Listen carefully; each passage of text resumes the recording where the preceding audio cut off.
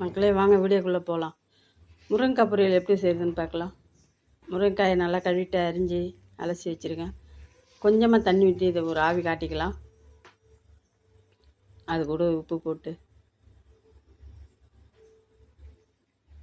ஒரு ஸ்பூன் எண்ணெய் ஊற்றிக்கலாம். கடுகு போட்டு கருவேப்பிலை, பூண்டு, வெங்காயம் நல்லா வதங்கட்டும். கரம் மசாலா பொடி வீட்டிலே செஞ்சது, கார்ன்ஃப்ளவர் ஒரு ஸ்பூனு,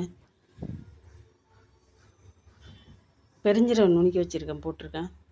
முருங்கைக்காயை போட்டு நல்லா கிண்டிக்கலாம்.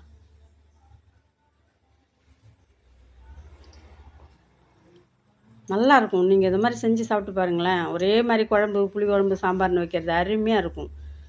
கொத்தமல்லி தூவி சாப்பிட்டு பாருங்கள்.